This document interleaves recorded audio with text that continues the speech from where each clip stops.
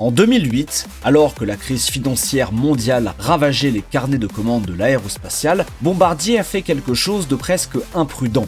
Le constructeur canadien a officiellement lancé un tout nouveau monocouloir créé à partir d'une feuille blanche baptisée C-Series, destinée à s'insérer dans le créneau des 100 à 150 sièges que Airbus et Boeing avaient discrètement abandonné. L'appareil promettait une consommation de carburant inférieure de 20%, un siège de 18,5 pouces de large en classe économique et les plus grandes fenêtres du marché des monocouloirs. Les ingénieurs le qualifiaient du jet de petite taille le plus avancé jamais construit. Mais le programme a failli tuer son propre constructeur.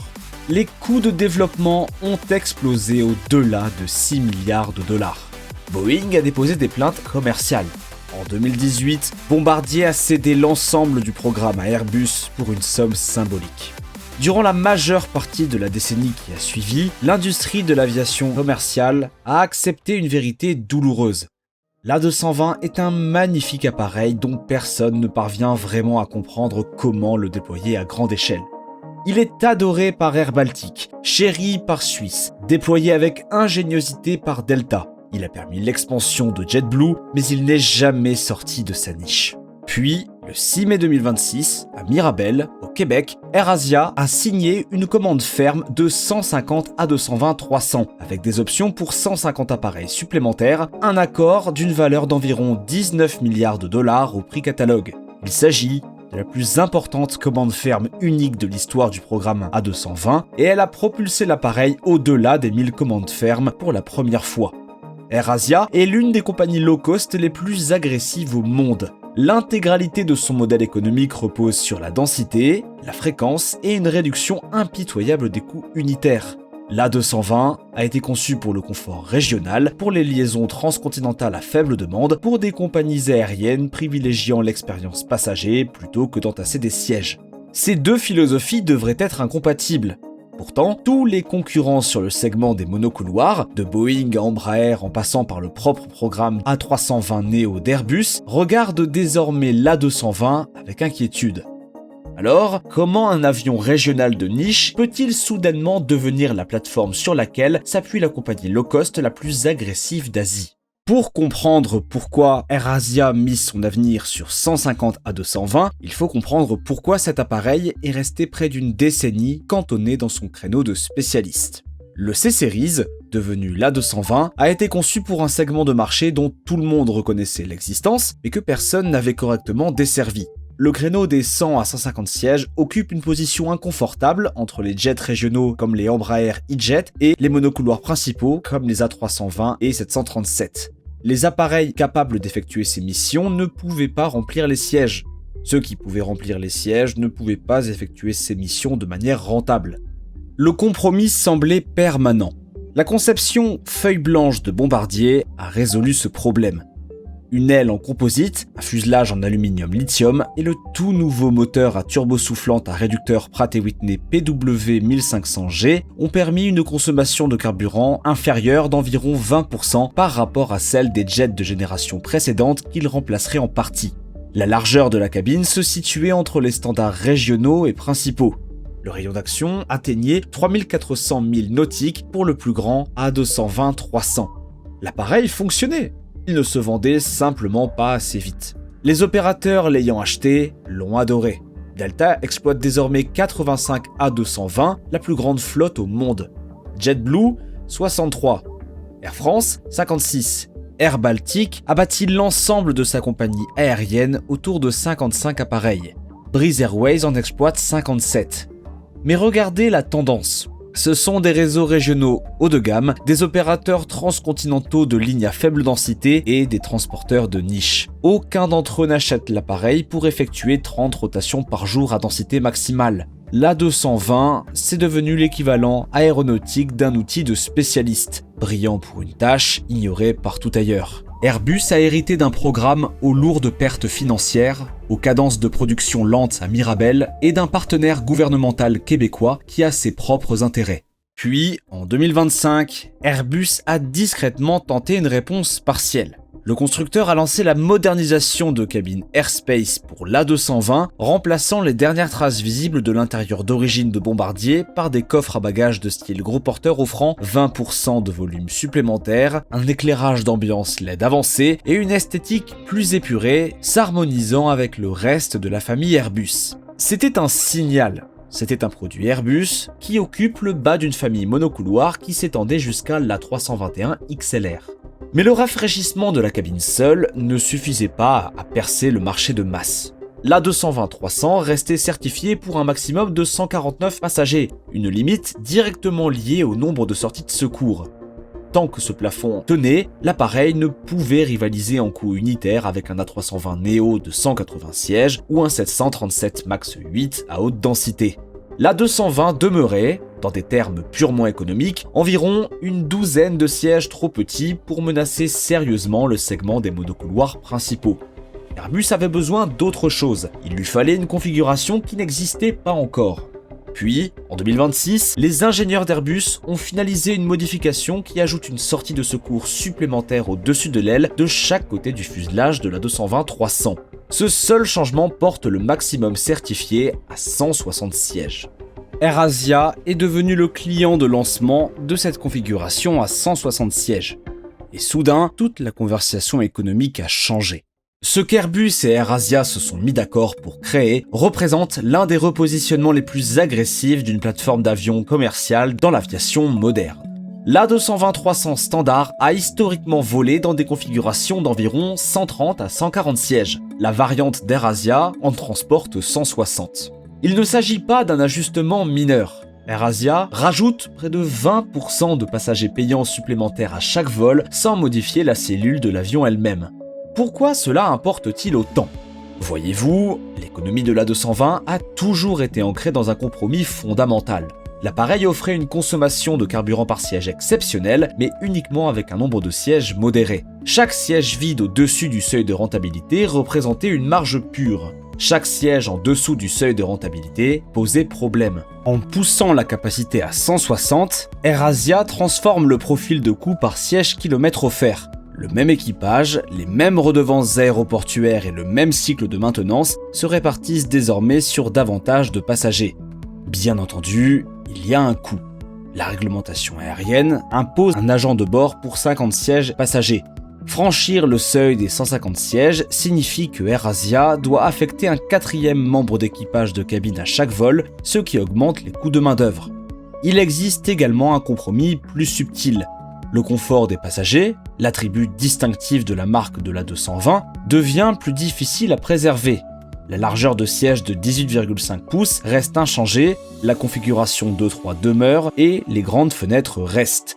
Mais le pan entre les sièges est probablement réduit, donc la cabine paraît plus dense. AirAsia est à l'aise avec ce compromis, car la densité est précisément le but recherché. Tony Fernandez, PDG de Capital A, l'a formulé sans détour lors de la cérémonie de signature. La réponse à la volatilité des prix du carburant n'est pas de rester immobile, c'est de redoubler d'efforts sur l'efficacité. L'appareil devient désormais une arme de coût unitaire plutôt qu'une proposition de confort. La question véritablement explosive, cependant, ne concerne pas du tout la densité de la cabine. Elle porte sur la question de savoir si Airbus s'apprête à allonger la cellule en elle-même. Depuis des années, les analystes du secteur spéculent sur un A220-500, une variante allongée qui pourrait transporter environ 180 passagers, puis s'insérer directement au cœur du marché principal des monocouloirs. Reuters a rapporté plus tôt en 2026 que Airbus avait entamé des discussions commerciales préliminaires concernant un A220 plus grand. Les rumeurs évoquent avec insistance une éventuelle annonce officielle de lancement lors du salon de l'aéronautique de Farnborough en juillet 2026. Tony Fernandez, d'AirAsia, a exercé une pression publique directe lors de la signature à Mirabel. Il a déclaré à Airbus que s'ils construisent l'A220-500, AirAsia en achètera 150. C'est, a-t-il dit, l'avion qu'ils veulent vraiment. Air Canada, Air France, Delta et d'autres ont tous publiquement exhorté Airbus à lancer la version allongée. Faury, cependant, a tempéré les attentes. Airbus, a-t-il dit, n'est pas prêt de lancer des versions allongées de la 220. Le programme existant doit d'abord se rapprocher de la rentabilité. Mais c'est là où la logique stratégique devient véritablement fascinante. L'A220-500 allongé chevaucherait directement l'Airbus A320neo. Sur le papier, cela ressemble à de l'autodestruction. Airbus construirait un appareil qui concurrence son propre monocouloir le plus vendu. Pourtant, la famille A320neo a déjà basculé considérablement vers son grand frère. Le carnet de commandes de l'A321neo dépasse désormais les 5000 appareils. L'A320neo lui-même ressemble de plus en plus à l'enfant du milieu mal à l'aise, trop petit pour les routes principales, trop cher pour les routes plus secondaires. Voyez-vous, Airbus a peut-être calculé que se cannibaliser soi-même est bien préférable à laisser la brèche ouverte à Boeing, Embraer ou à un futur concurrent chinois conçu sur une feuille blanche. Si l'A220-500 peut offrir des coûts par vol inférieurs à ceux de l'A320neo sur les routes moyen courrier, Airbus pourrait discrètement réorienter l'ensemble de sa stratégie monocouloir. L'A321neo devient le cheval de bataille à haute capacité au sommet. La famille A220, y compris une variante 500 rallongée, prend le relais en bas et au milieu. L'A320neo s'efface progressivement dans un rôle secondaire. Deux piliers, tous deux Airbus.